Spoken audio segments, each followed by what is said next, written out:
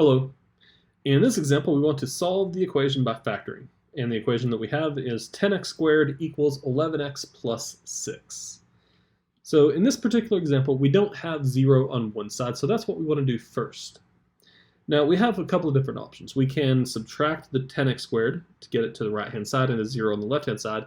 And some of y'all may choose to do that. That's fine, but make sure you divide by a negative when you're done.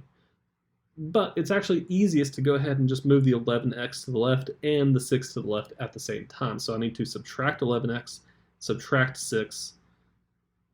So minus 11x. Wow. And minus 6 from both sides. So that means that on the left-hand side, I'm going to have 10x squared minus 11x minus 6 is equal to 0. And that's what we would want. Now, if you did move the 10x squared to the right-hand side, what you would get is 0 equals negative 10x squared plus 11x plus 6. And that's fine, but we don't like having a negative in front, so you would be asked to go ahead and divide everything by negative 1. 0 divided by negative 1 is 0. Negative 10 over negative 1 is positive 10x squared. 11 over negative 1 is negative 11x. And 6 over negative 1 is negative 6. And you'd wind up with this equation anyway. So it's actually quickest and, frankly, best to just go ahead and move everything to the left-hand side. Excellent. At this point, you just solve this any way you can by factoring in this case. So you can try and go ahead and just do 2 sets of parentheses and go from there, but let's look for a common factor first. X squared, x, no x, there are no x's in common. 10, 11, and 6, there are no common factors. So when we're trying to factor this trinomial, the problem is that there's a number in front of x squared. So what we're going to do instead of just trying to guess and check, we're going to go ahead and use bottoms up. So what we're going to factor instead is x squared minus 11x minus 60. That's going to make it much easier to factor.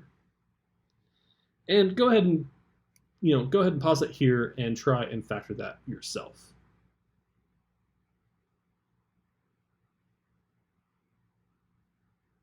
Okay, now that you factored it yourself, let's go ahead and, well, let's see what the answer is. 2 sets of parentheses. We need an x and an x. Look at the second sign first. That's a negative. What does a negative tell you? 1 positive, 1 negative. Excellent. And now we ask ourselves what multiplies to 60 and has a difference of 11. Well, that'd be 15 and 4. Question is which one goes where? Well, because the 11 is negative, the larger 15 needs to be negative. So we'll put the 15 here, the 4 here. If you need to, go ahead and write out the factors of 60.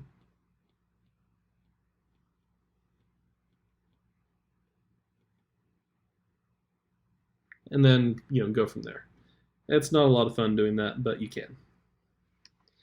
Anyway, now that we have this, that is the factorization of this, but that's not the factorization of the question that we wanted to factor in the first place. We got to this by multiplying the last term by 10, so now we're going to divide the last terms by 10 and simplify. X plus 4 over 10 simplified is 2 over 5, and then x minus 15 over 10 simplified is 3 halves. Common factor of 2, common factor of 5. Now let's bring the 5 up and the 2 up. And that's going to give me 5x plus 2 and 2x minus 3. Excellent. So this is the factorization of this. So it's going to give me 5x plus 2, 2x minus 3. Wonderful. Next, let's break this into 2 separate equations. That's going to give me 5x plus 2 equals 0. and 2x minus 3 equals 0, and solve from there. So the first thing we want to do is subtract 2 from both sides there, and here we will add 3 to both sides. That gives me 5x equals negative 2, and 2x equals 3.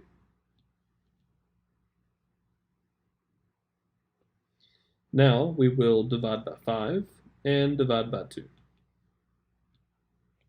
So it gives me x equals negative 2/5 and x equals positive 3/2.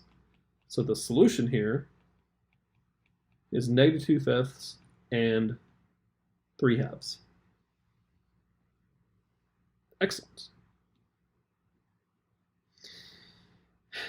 Now, here's the thing. If you're able to go from here to the answer and here to the answer, don't let me showing all these steps stop you. It's perfectly fine with that.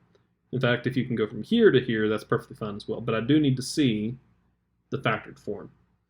Now, here, if you want to know how you can do this in your head, just notice subtract 2 divided by 5. So it means that this is the numerator and the 5 is the denominator. So opposite sign is negative 2 over 5. And over here, opposite sign, positive 3 over 2. So negative 2 over 5, positive 3 over 2. Awesome. Well, I believe that is it for this particular example. I'll see you in the next one. Have fun.